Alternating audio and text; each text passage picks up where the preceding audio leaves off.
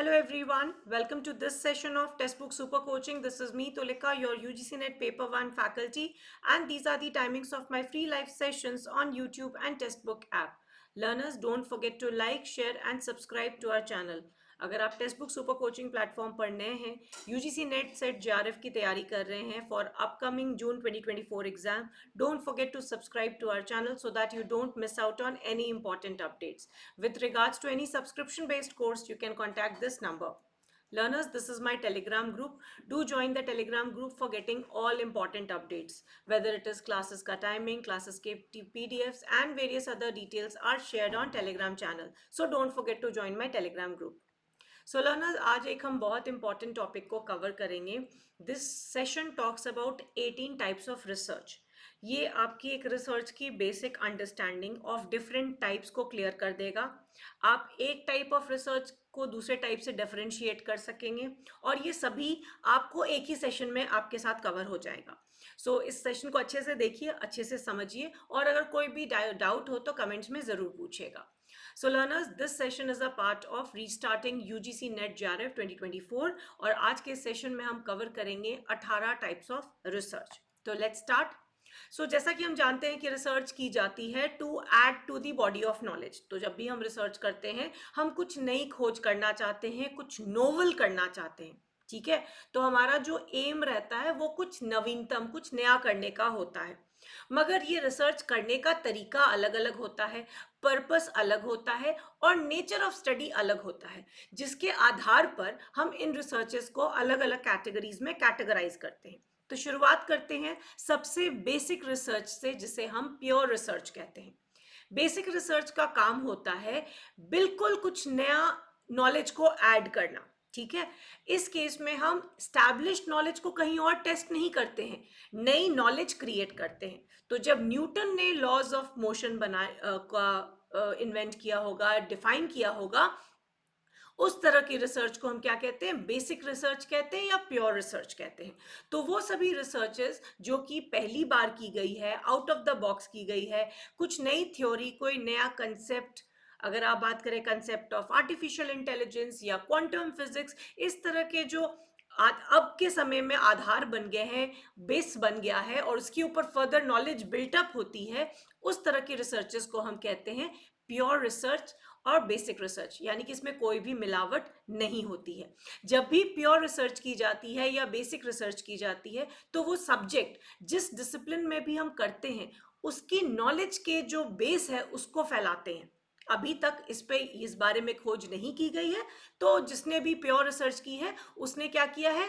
Expand किया है knowledge and understanding of that subject.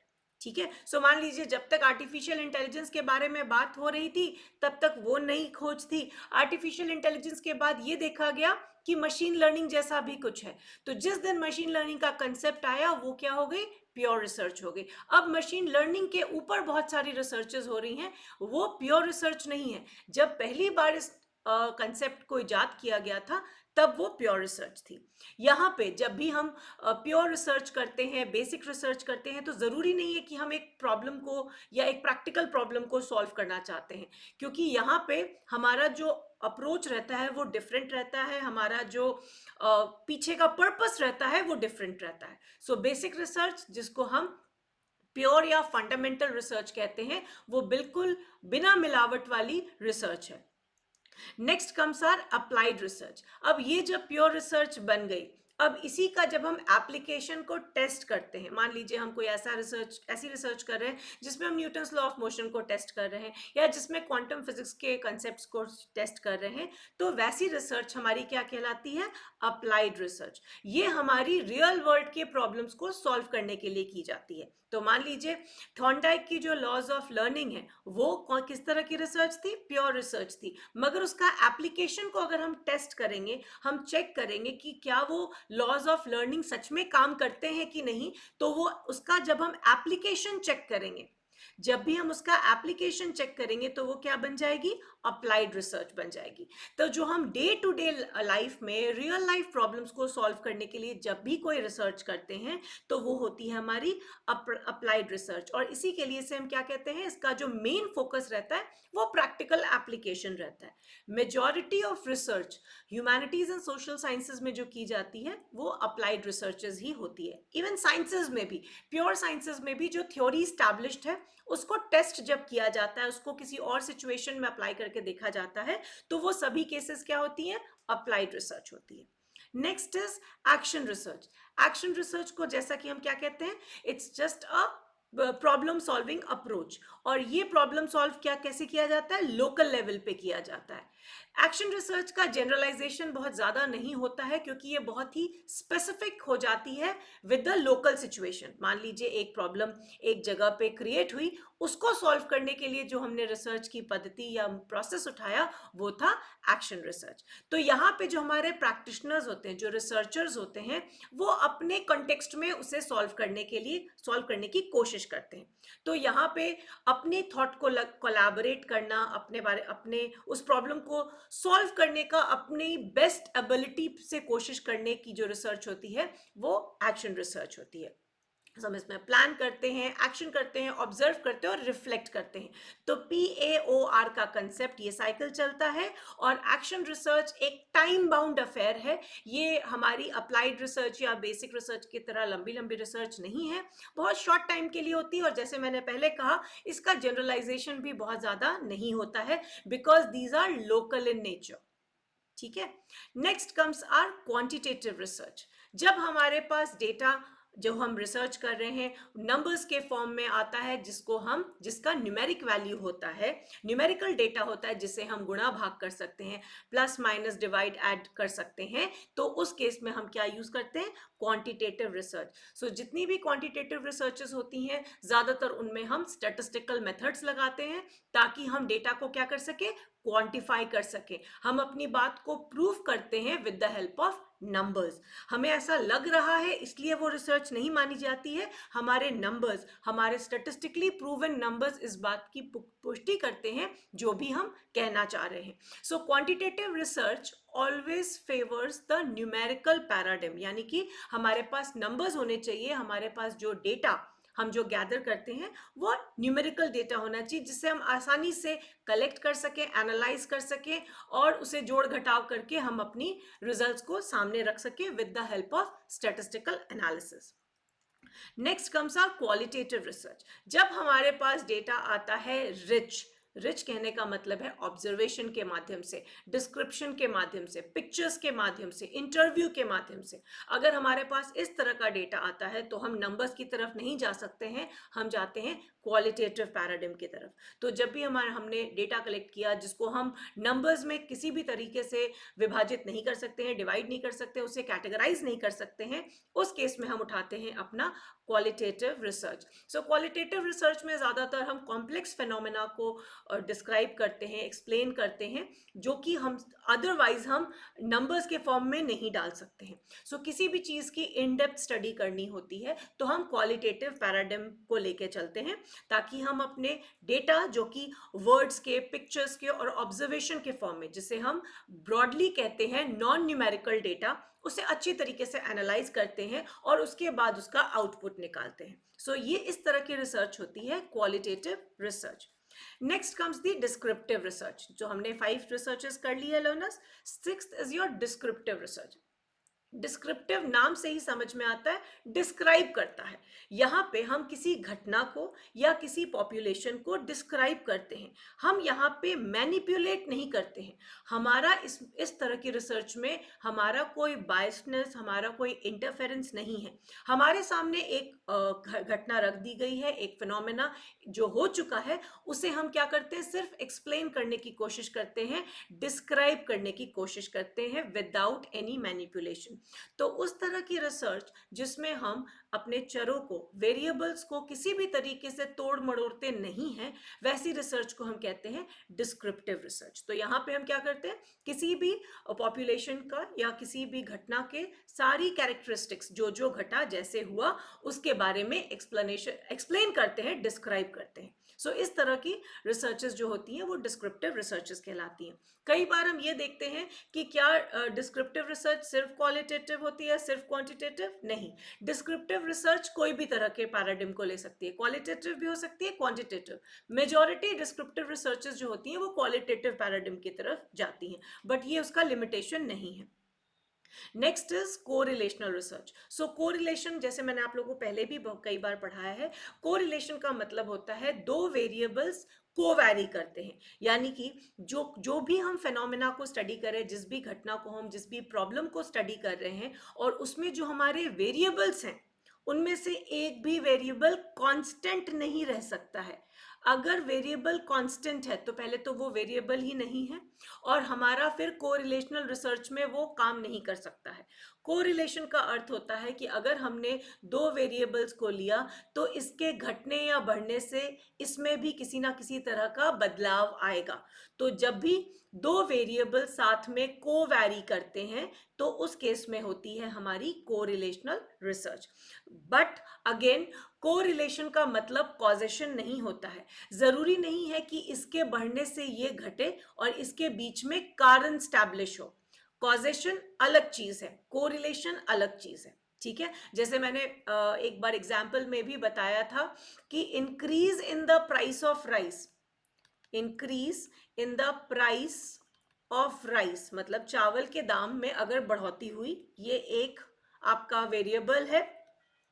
ठीक है, और दूसरा वेरिएबल दिखा रहा है increase in sale of cars. तो क्या ये दोनों किसी तरह से कोरिलेटेड है? ये दोनों कोरिलेटेड हो सकते हैं। बहुत सारे बीच में फैक्टर्स आ सकते हैं कि increase in the price of car rice अगर हो रहा है, यानी इकोनॉमी बढ़ रही है। ठीक है, प्राइस बढ़ रहा है, इकोनॉमी बढ़ रही है, तो कार्स के भी सेल में इंक्रीज हो रहा है। ये इनडायरेक्ट या डायरेक्टली किसी और फैक्टर की वजह से यहाँ पे इसका प्रभाव देखने को मिल सकता है, मगर यहाँ पे एक कोरिलेशन हो सकता है, कॉजेशन नहीं। ठीक है, similarly we can say that there has been increase in burning crackers, increase in burning crackers, यानी कि हम जो पटाखे जलाते हैं उसकी जो बर्निंग का जो फ्रीक्वेंसी है वो बढ़ा है। ठीक है, और इसको हम कोरिलेट कर सकते हैं in terms of increase in CO2 emission. ठीक है, अब यहां हम फिर भी कारण ढूंढ सकते हैं कि कार्बन डाइऑक्साइड एमिशन या पोल्यूटेंट्स जो बढ़ रहे हैं वो कहीं ना कहीं से हमारे कार्बन डाइऑक्साइड एमिशन को भी बढ़ा रहे हैं। ठीक है, तो जब हम कोरिलेशनल स्टडी करते हैं तो हमारे पास क्या होते हैं, वेरिएबल्स होते हैं, और हम वेरिएबल्स को क्या करते हैं, एक दूसरे के बीच के रिलेशनशिप को बताते हैं। बट जैसे मैंने कहा, कॉजेशन होना ना होना जरूरी नहीं है, ये रिलेटेड हो भी सकता है, नहीं भी रिलेटेड हो सकता है। तो कोरिलेशन स्टडीज हमें, कोरिलेशनल रिसर्चेस में हम हमेशा दो या दो से अधिक वेरिएबल्स को स्टडी करते हैं, मगर इसमें कॉजेशन नहीं होता है। Next is your causal research. Causal research purely cause and effect पे डिपेंड करती है। सो हम ये बात कह सकते हैं कि अगर there has been increase in monetary condition of a family, ठीक है, अगर किसी फैमिली की मॉनेटरी या फाइनेंशियल कंडीशन इंप्रूव हुई है तो उस फैमिली की हेल्थ कंडीशन भी क्या होगी, इंप्रूव होगी। ठीक है, तो कॉज और इफेक्ट हमें देखने को मिल रहा है। किसी एक कंट्री की अगर इकोनॉमिक कंडीशन अच्छी हुई है तो पॉवर्टी कम हुई है, तो हम क्या कह सकते हैं, ये कॉजल रिसर्च है, क्योंकि इसका कॉज और इफेक्ट हम बता सकते हैं, पॉजिटिव डायरेक्शन या नेगेटिव डायरेक्शन। तो यहाँ पे कॉज एसोसिएटेड है, क्योंकि फाइनेंशियल कंडीशन को हम हेल्थ के साथ रिलेट कर सकते हैं। ठीक है, तो ये हो गई हमारी causal research. Exploratory research, exploratory research उन सब सिचुएशन में की जाती है जहां हमें बहुत ज्यादा किसी बारे में जानकारी नहीं है, अभी हमने उस एरिया को उतना एक्सप्लोर नहीं किया है। तो इसे तब किया जाता है जब बहुत थोड़ा सा हमें पता हो एक टॉपिक के बारे में। तो कैसे करेंगे, इस टॉपिक को और जानने के लिए केस स्टडी की जाती है, लिटरेचर रिव्यू किया जाता है, ताकि हम उस प्रॉब्लम को और अच्छे से एक्सप्लोर कर सकें और इंसाइट गेन कर सकें, और उसके बाद ही हम अपनी रिसर्च प्रॉब्लम तक आते हैं। क्योंकि बहुत थोड़ा हमें इसके बारे में पता रहता है। तो कोई भी ऐसी बीमारी, मान लीजिए जैसे कि कोविड के अलग अलग नए नए वेरिएंट्स आते हैं, तो जो बिल्कुल नया वेरिएंट कुछ आया उसके बारे में अगर हमें ज़्यादा जानकारी नहीं है तो वो कौन सी रिसर्च होगी? एक्सप्लोरेटरी रिसर्च होगी, क्योंकि हमें अभी उसके बारे में और जानकारी जाननी है, गेन करनी है और फाइनली इंसाइट लाना है। तो ये होगी हमारी exploratory research. Next comes are explanatory research. Explanatory मतलब मान लीजिए एक घटना घटी, उसके पीछे का कारण क्या था ये पता करने के लिए। अगर मान लीजिए किसी कंट्री की इकोनॉमी नीचे आ गई, उसके पीछे क्या कारण है?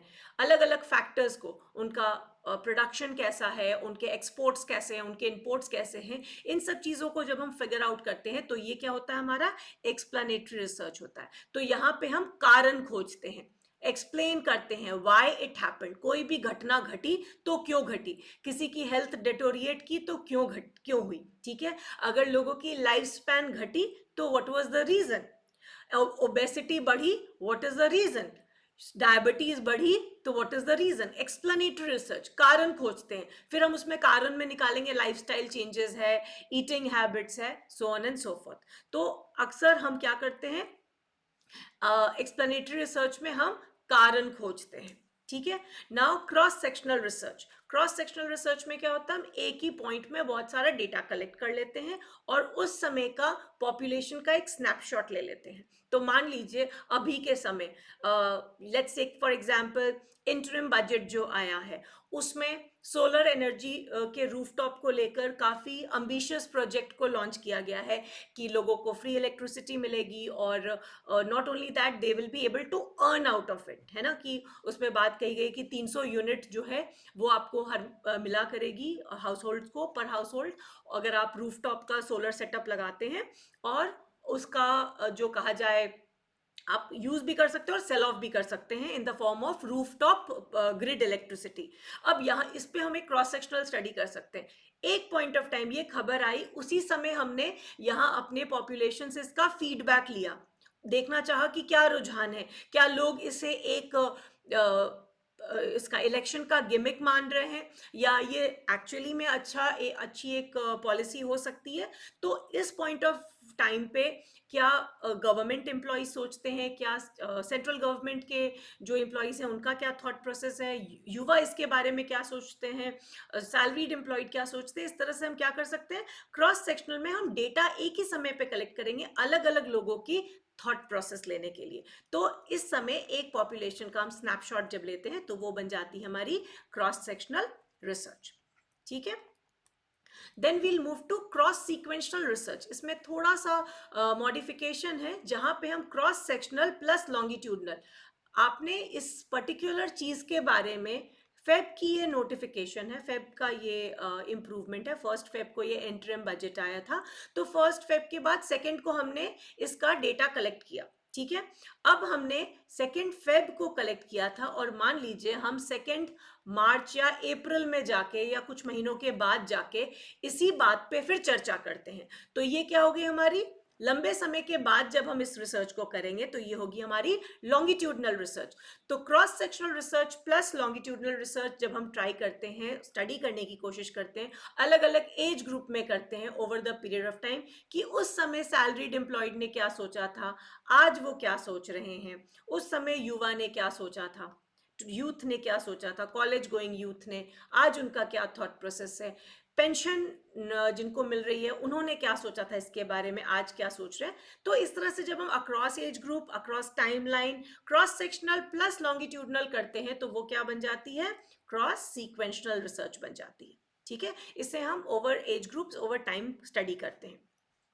हिस्टोरिकल रिसर्च, हिस्टोरिकल रिसर्च में हम पास्ट में जाके उस समय घटी हुई घटना को स्टडी करने की, रीलिव करने की कोशिश करते हैं। तो हमारा जो सोर्स होता है वो होता है हिस्टोरिकल डॉक्यूमेंट या रिकॉर्ड्स, क्योंकि यहाँ पे जनरली प्राइमरी डेटा लेना बहुत डिफिकल्ट हो जाता है, कलेक्ट करना बहुत डिफिकल्ट हो जाता है। तो जो ऑलरेडी कलेक्टेड मैन्यूस्क्रिप्ट्स हैं वही हमारा स्रोत बनती हैं, सोर्स बनती हैं। तो हिस्टोरिकल रिसर्च में generally we imagine, we visualize कि उस एरा में क्या हुआ होगा, ठीक है? तो हिस्टोरिकल मेथड से ही हम हिस्टोरिकल रिसर्च को करते हैं और इसमें हम अपना इंटरनल एक्सटर्नल क्रिटिसिज्म्स दोनों को ध्यान में रख के ही करते हैं. केस स्टडी रिसर्च, सो ज़्यादातर जितनी भी एथनोग्राफी रिसर्चेज होती हैं they follow this pattern. Then किसी स्पेसिफिक एक पर्टिकुलर ट्राइब के बारे में आपको स्टडी करनी है, then we do a case study. किसी ग्रुप के बारे में, किसी इंडिविजुअल के बारे में, किसी सिचुएशन के बारे में अगर इन डेप्थ एनालिसिस चाहिए with a qualitative paradigm, case study ज़्यादातर क्वालिटेटिव पैराडिम की तरफ जाती है, क्योंकि हम यहाँ पे इन डेप्थ एनालिसिस करते हैं. केस स्टडी में हम नंबर्स में डेटा नहीं कलेक्ट कर सकते, हमें डिस्क्रिप्शन में डेटा मिलता है, कंटेक्स्ट स्पेसिफिक इंफॉर्मेशन मिलती है और डिटेल इंफॉर्मेशन मिलती है. तो केस स्टडी रिसर्च जो है वो आपकी हमेशा डिटेल्स पे लेके आती है, और इसी वजह से हम इसमें क्वालिटेटिव पैराडिम में जाते हैं, जहाँ हम एक इंडिविजुअल, एक ग्रुप ऑफ इंडिविजुअल, एक इवेंट या एक सिचुएशन को, किसी चीज़ की भी केस स्टडी कर सकते हैं. We can speak to somebody who has suffered any deadly disease, जिन्होंने रिकवर की है, वो हमारी केस स्टडी हो सकते हैं, right.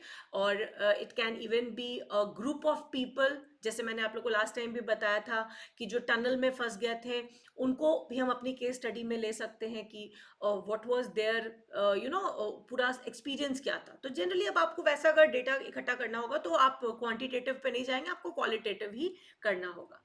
Next is survey research. तो सर्वे रिसर्च हम कैसे करते हैं? जब हमें डेटा चाहिए, काफ़ी लोगों से चाहिए और जनरलाइज भी करना है, और हम यहाँ पे डेटा कलेक्ट करते हैं in the form of questionnaire या इंटरव्यू.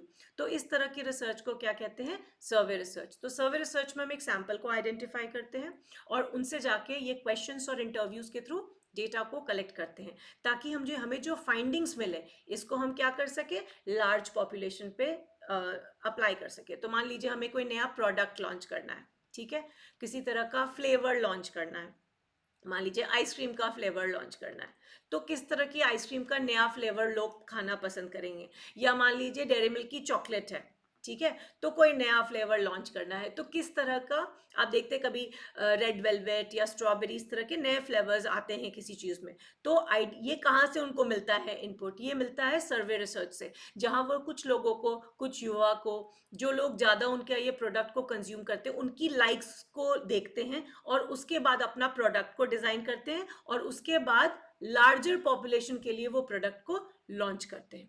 ठीक है, तो ये हो जाती है हमारी survey research. Then is longitudinal study. So अगर कोई भी स्टडी जो कि over the long period of time की जाती है, जैसे मैं आपको हमेशा एग्जांपल देती हूँ, हेल्थ ड्रिंक्स जो कि कॉम्प्लान, बॉर्नविटा, उनके एडवर्टीजमेंट में क्या आता है कि कॉम्प्लान पीने वाले बच्चे या बॉर्नविटा पीने वाले बच्चों की हाइट इतनी लंबी हो गई और दूसरों की हाइट यहीं पे रह गई. मतलब इसको हमने कैसे ऑब्जर्व किया, ये 5 साल का बच्चा, ये 6 साल का, ये 7 साल का, तो over the period of time हम कॉम्प्लान उनको पिला रहे हैं और दूसरे ग्रुप ऑफ बच्चों को नॉर्मल ड्रिंक पिला रहे हैं, तो हम कंपेयर भी कर रहे हैं और लॉन्गिट्यूडनल रिसर्च कर रहे हैं. दैट मीन्स हम डेटा को over extended period of time जब कवर करते हैं तो वहां पे क्या होता है, लॉन्गिट्यूडनल स्टडी होती है. ठीक है. एक्सपेरिमेंटल रिसर्च में हमारे होते हैं variables, dependent variable and independent variable, और यहाँ पे होता है साथ साथ कॉज एंड इफेक्ट रिलेशनशिप. तो हम ये चेक करते हैं कि कॉज एंड इफेक्ट के बीच में क्या रिलेशनशिप है और कितना प्रभाव पड़ रहा है हमारे डिपेंडेंट वेरिएबल पे. तो इंडिपेंडेंट वेरिएबल जो होता है उसे हम कम ज़्यादा करते हैं और उसका प्रभाव स्टडी करते हैं डिपेंडेंट वेरिएबल पे. तो मान लीजिए हमने एक पौधा लगाया, उसमें खाद डाली, उसमें कुछ और न्यूट्रिशियस चीज़ डाला, तो ये चेक कर सकते हैं हम एक्सपेरिमेंट रिसर्च के थ्रू कि उसकी ग्रोथ कितनी अच्छी हुई, उसमें फल किस तरह के लगे. तो ये क्या हो गया, एक्सपेरिमेंटल रिसर्च हो गया, जहां आप इंडिपेंडेंट वेरिएबल को, जो कि खाद है, न्यूट्रिशियस एलिमेंट है, इन सबको आप क्या कर सकते हैं, मैनिपुलेट कर सकते हैं, कम ज़्यादा कर सकते हैं. और ये अगर ज़्यादा करेंगे तो उसका प्रभाव डीवी पे पड़ेगा, यानी कि डिपेंडेंट वेरिएबल प्लांट की ग्रोथ पे पड़ेगा. ठीक है. Non experimental research. तो नॉन एक्सपेरिमेंटल रिसर्च में आपको किसी भी तरह का मैनिपुलेशन नहीं करना होता है, आपको सिर्फ ऑब्जर्व करना है और डिस्क्राइब करना है आपके फिनोमेना को. काफ़ी हद तक डिस्क्रिप्टिव रिसर्च के लाइंस पे ये जाता है. यहाँ पे आपको किसी भी तरह का एक्सपेरिमेंट नहीं करना होता है, आपका काम क्या होता है, सिर्फ ऑब्जर्व करना और उस फिनोमेना को डिस्क्राइब करना. राइट. सो आई होप ये आप लोग को थोड़ी बहुत अंडरस्टैंडिंग हो गई होगी about different types of researches which we have covered today. Let's see a couple of questions. So, exploratory studies mainly aims at developing hypothesis or questions for further research. So, जब हम exploratory study करेंगे तो हम क्या hypothesis या question को develop करेंगे ताकि हम आगे research कर सकें. The goal of formal study is to test the hypothesis or answer the question posed.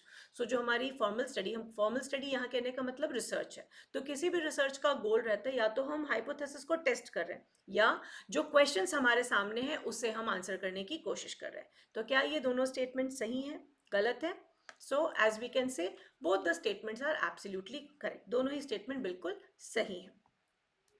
So exploratory study का एम होता है कि हम किसी तरह की हाइपोथेसिस डेवलप करें, क्योंकि यहाँ पे एक्सप्लोरेटरी स्टडी के पास कुछ खास हमारे पास क्लियर होता नहीं, हमें एक्सप्लोर करके उसको फिगर आउट करना होता है, फाइनलाइज करना पड़ता है. और किसी भी फॉर्मल स्टडी का यही गोल होता है, या तो हम हाइपोथेसिस को टेस्ट करें या जो हमारे पास क्वेश्चन पोज किए गए हैं उसका आंसर ढूंढें. सो लर्नर्स, ये है आपका होमवर्क क्वेश्चन. अगर हम कोई रिसर्च प्लान बनाते हैं तो उसके इंट्रोडक्शन सेक्शन में हम क्या क्या डालते हैं? आपके पहले की रेलिवेंट स्टडीज को, एक स्टेटमेंट ऑफ पर्पस को, concluding with a statement of research hypothesis और ऑल ऑफ द अबव. इसमें से कौन सा सही ऑप्शन होगा आपके रिसर्च प्लान के इंट्रोडक्शन सेक्शन का? आप मुझे इस क्वेश्चन का जवाब देंगे in the comments. And do let me know how did you find the session. Don't forget to like, share and subscribe and join the sessions on time, and do join my telegram channel for all important updates. Thanks for watching.